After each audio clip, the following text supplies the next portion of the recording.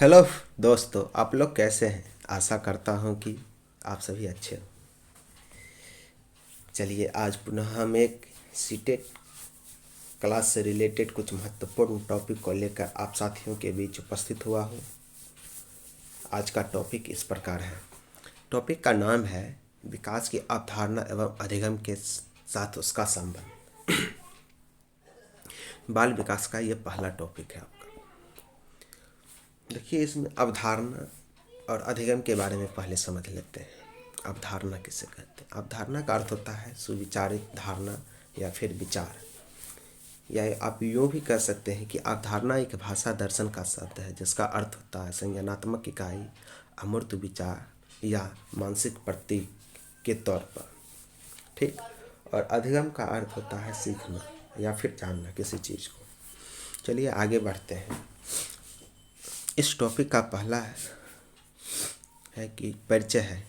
परिचय में कहा जाता है कि बाल मनोविज्ञान को जानने के लिए आवश्यक है कि विकास, वृद्धि, परिपक्वता का अर्थ समझना पड़ेगा पहले। उसके बाद फिर हम बाल मनोविज्ञान के बारे में जान सकते हैं। इसमें कहा जाता है कि विकास व वृद्धि के अंतर को जानना भी अति आवश्यक है। बाल मनोविज्ञान में विकास और वृद्धि के अंतर को भी जाना जाता है।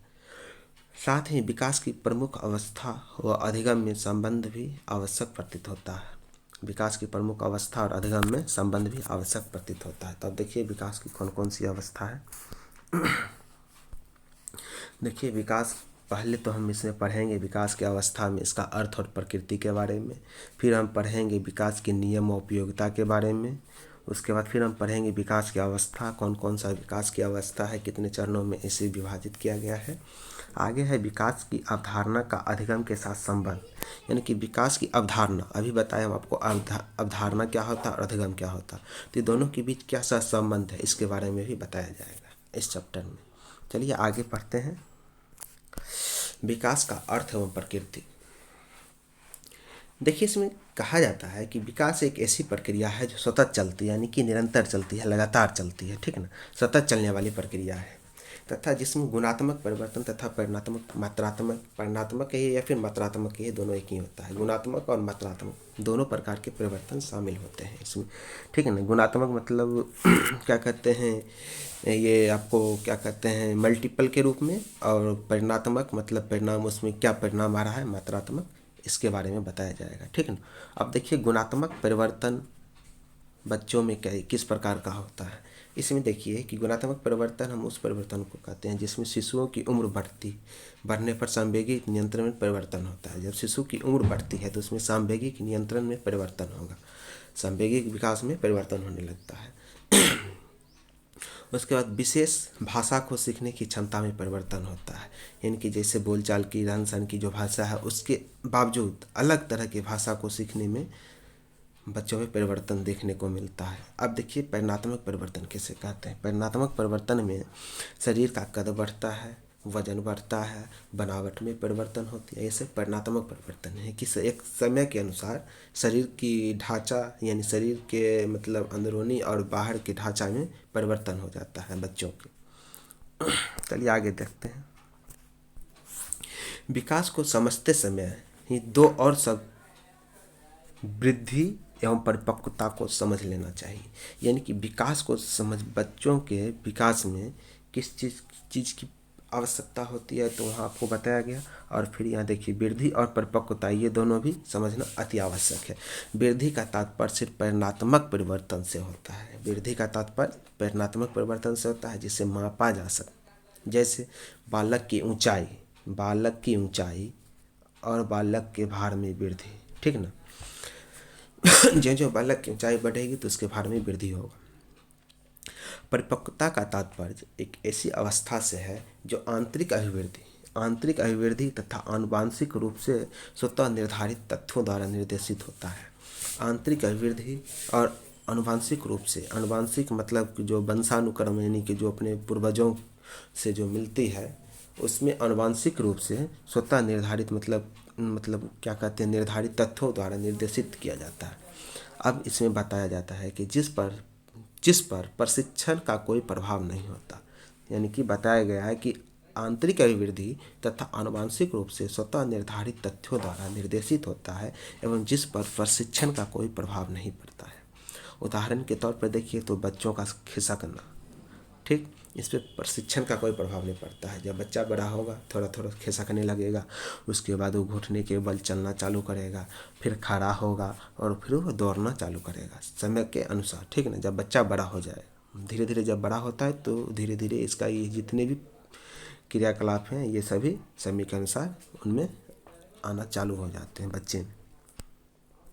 चलिए आगे देख रहे हैं कि विकास की प्रक्रिया गर्भाधान से लेकर मृत्यु तक होती है, यानी कि यह जीवन पर्यंत चलने वाली प्रक्रिया है। विकास की प्रक्रिया बच्चों में जीवन पर्यंत चलती है। जब बच्चा गर्भाधान में माँ के गर्भ में आता है और जब तक मृत्यु नहीं हो जाती उससे पहले तक यानी कि विकास चलते रहता है, ठीक है ना, मतलब होते रहती है कुछ न कुछ। विकास बहुआयामी व प्रासंगिक होता है, इसलिए विकास को बहुआयामी कहा जाता है, ठीक है ना।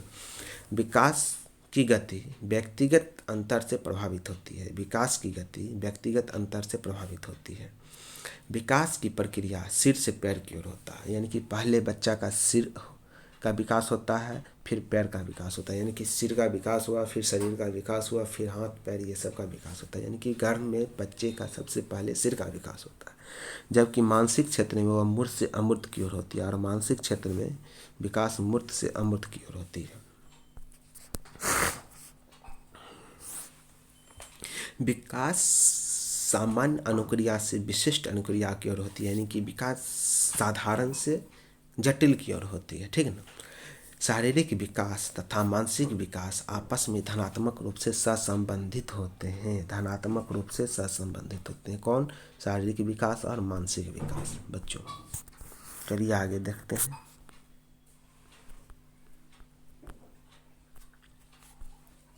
देखिए अब कहा जाता है कि विकास के नियम और उपयोगिता। अब इसके क्या नियम है और इसकी क्या उपयोगिता है।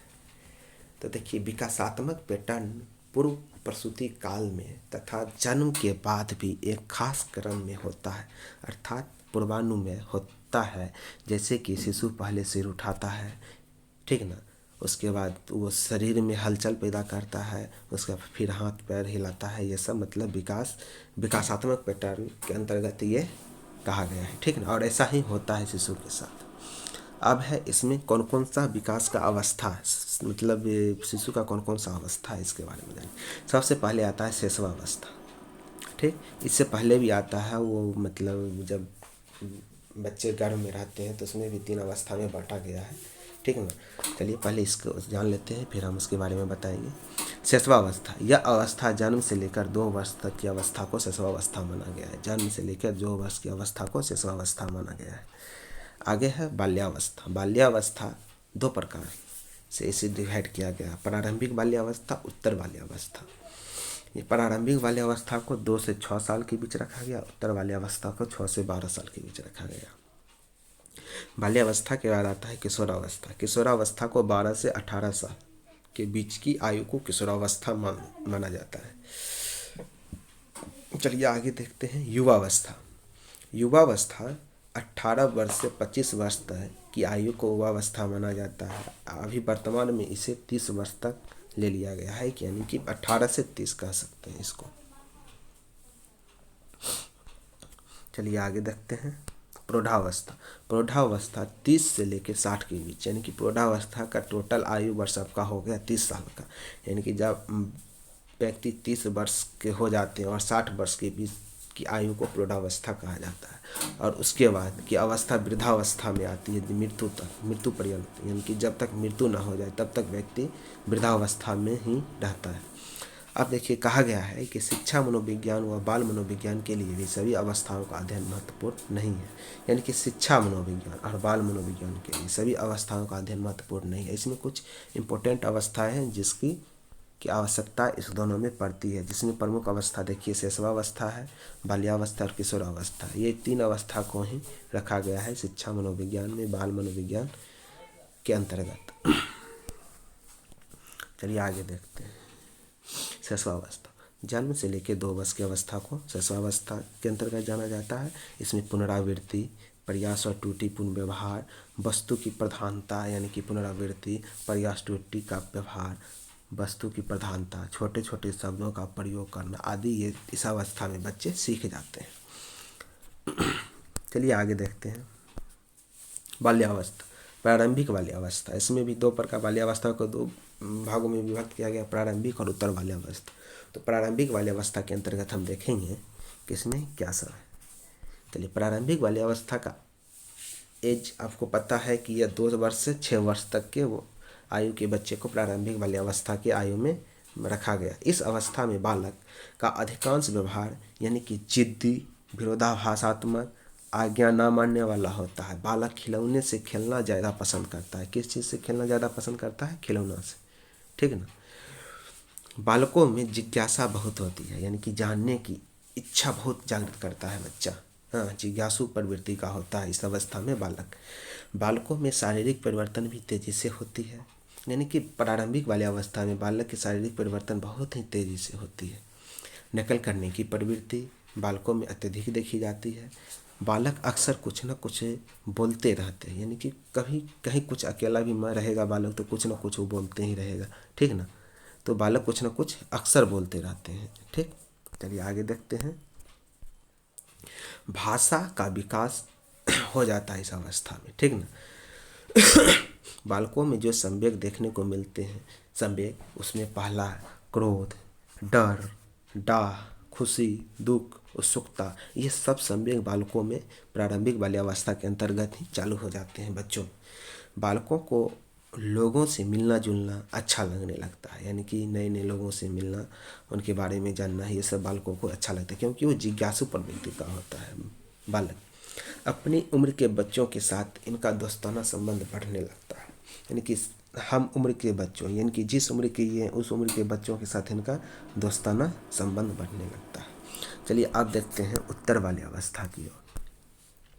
उत्तर वाली अवस्था का एज 6 वर्ष से लेकर 12 वर्ष तक बताया गया है, ठीक ना। कुछ मनोवैज्ञानिक इसे 6 से 11 वर्ष भी मानते हैं।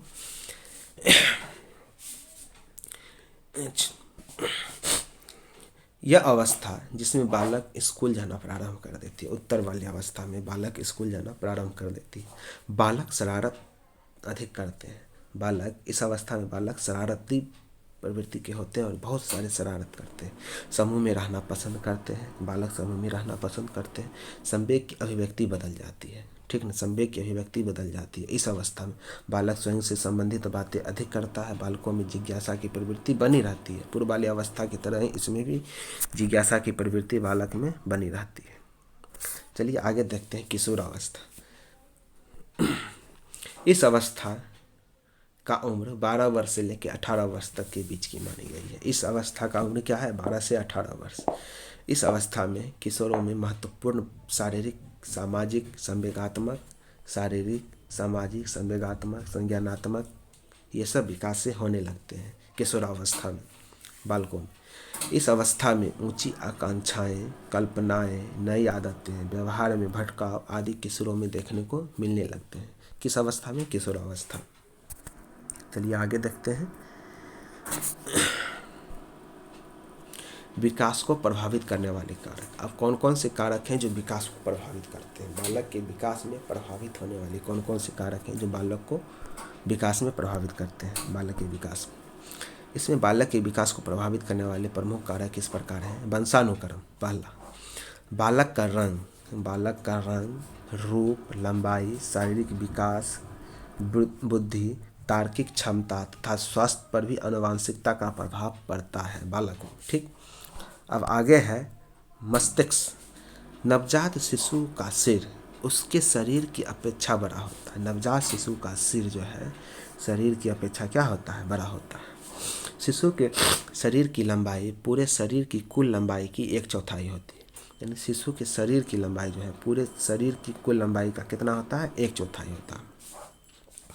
प्रथम 2 वर्ष में सिर की लंबाई का आकार में तीव्र गति से वृद्धि होती है, यानी कि प्रथम 2 वर्ष में जो है बच्चे की सिर की लंबाई का आकार जो होता है बहुत ही तीव्र गति से वृद्धि होती है इसमें, परंतु बाद में यह गति कम हो जाती है। किस चीज़ की? सिर की गति। इस अवस्था के अंत तक इसका भार 1 किलो 250 ग्राम हो जाता है, यानी कि इस अवस्था में अंत तक जो है इसका भार कितना हो जाता है 1 किलो 250 ग्राम। चलिए आगे देखते हैं पाचन तंत्र। शिशु के पाचन तंत्र के बारे में देखिए। आमाशय का आयतन आंतों की पाचन शक्ति आयु के साथ बढ़ती है, ठीक ना। आमाशय का आयतन आंतों की पाचन शक्ति आयु के साथ बढ़ती है। जैसे जैसे बच्चा ठोस आहार ग्रहण करने लगता है, यानी कि रोटी वोटी खाने लगता है, ठीक ना, चावल वावल खाना चालू कर देता है, ठोस आहार ग्रहण करने लगता है, दूध के साथ साथ जो होता है उसका पाचन तंत्र सशक्त होने लगता है। किसका? बच्चों का। 3 वर्ष की आयु तक शिशु के शरीर व मस्तिष्क में संतुलन होने लगता है, यानी कि शरीर में और मस्तिष्क में संतुलन होने लगता है। उसके शरीर के प्रायः सभी अंग कार्य करने लगते हैं, यानी कि शिशु के शरीर के जितने भी अंग हैं वो धीरे धीरे कार्य करना चालू कर देते हैं। शिशुआवस्था के अंत तक शिशु शारीरिक रूप से स्वतंत्र व कुशलता प्राप्त कर लेता है, यानी कि स्वतंत्र शिशुआवस्था में मतलब शिशु शारीरिक रूप से स्वतंत्र हो जाता है और कुशलता प्राप्त कर लेता है, ठीक है ना। अब है शिशुआवस्था और मानसिक विकास। देखिए शिशुआवस्था में मानसिक विकास का मुख्य साधन ज्ञानेंद्रियां की क्षमता एवं गुणवत्ता का विकास होता है, ठीक है ना। इसमें क्या होता है, मानसिक विकास किस चीज़ का होगा, ज्ञान यानी कि ज्ञानेंद्रिय का होगा, ठीक ना। उसमें उसका क्या होता है, गुणवत्ता का विकास होने लगता है। इस विकास के अंतर्गत भाषा, स्मृति, तर्क, चिंतन,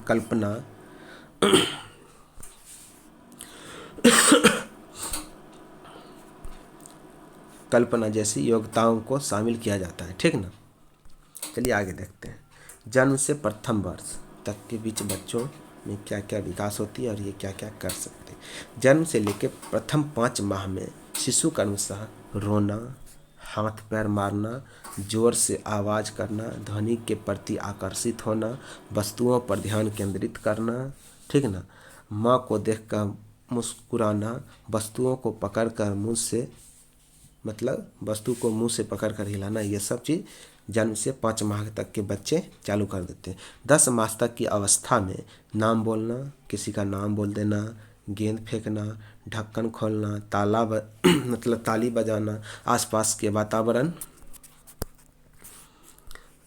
को पहचानने लगता है और वस्तुओं को छूना, तोड़ मरोड़ करना आदि कार्य करने लगता है तथा चलने का प्रयास भी करने लगता है। 10 माह की अवस्था आने तक बच्चों में ये सब चीज़ की प्रवृत्ति बढ़ने लगती। चलिए आगे देखते हैं दूसरा वर्ष में बच्चा क्या क्या करता है। 2 वर्ष की अवस्था होने पर शिशु वाक्यों की रचना करना चालू कर देता है, वस्तुओं के नाम बताने लगता है, सरलता से चलने लगता है, अपनी आवश्यकताएं भी बताने लगता है बच्चे 2 वर्ष की अवस्था पूरा होने के बाद। चलिए आगे देखते हैं। अब है शिशुआवस्था और सामाजिक विकास।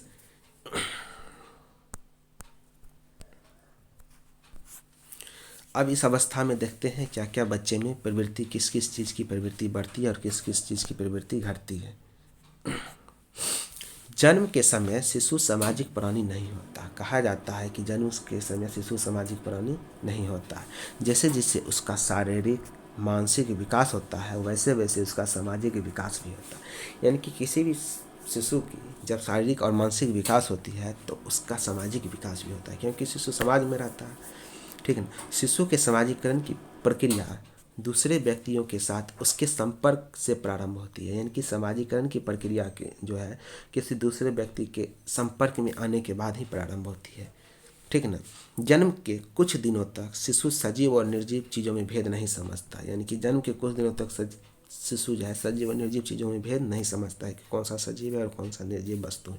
लेकिन माता पिता तथा अन्य व्यक्तियों के बार बार संपर्क में आने से कुछ दिनों में ही वह भेद समझने लगता है, यानी कि माता पिता या फिर अन्य व्यक्ति जो उसे मतलब लेते हैं या फिर उसे घुमाते हैं, उन सभी के संपर्क में आने के बाद वह इन सजीव और निर्जीव वस्तुओं में भेद उत्पन्न करना चालू कर देता है।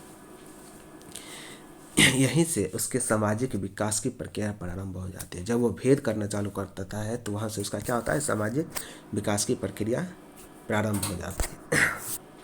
अब है शिशुआवस्था के प्रथम 2 वर्ष में शिशु का व्यवहार मूल प्रवृत्तात्मक होता है।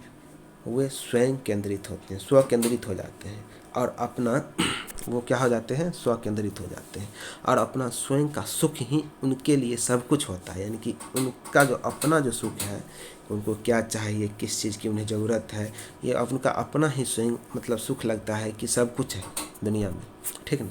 2 वर्ष की अवस्था पूर्ण करते करते वह अपने माता पिता एवं परिवार के अन्य अस्थायी सदस्यों के साथ हिल मिल जाते हैं। यानी कि 2 वर्ष होने के बाद वो अपने माता पिता को तो पहचानते हैं, फिर अपने परिवार के अस्थायी सदस्य जो होते हैं उनके साथ भी वो हिल मिल जाते हैं।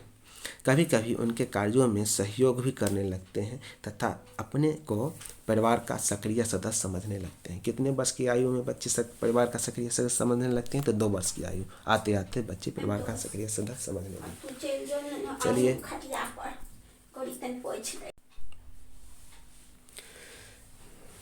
आइए साथियों, तो आज का क्लास आपका कैसा रहा आप कमेंट करके बताइएगा क्लास के बारे में। और साथियों, आपसे अनुरोध है कि अगर आपको ये वीडियो अच्छा लगा हो तो प्लीज़ इस चैनल को सब्सक्राइब करें और साथ ही घंटी का बटन को दबावें ताकि आगे आने वाली जो भी वीडियो हो उसका नोटिफिकेशन सबसे पहले आप तक पहुंचे। और साथियों, आपसे एक और अनुरोध है कि इस वीडियो को देखने के बाद लाइक करना ना भूलें। धन्यवाद। Thank you.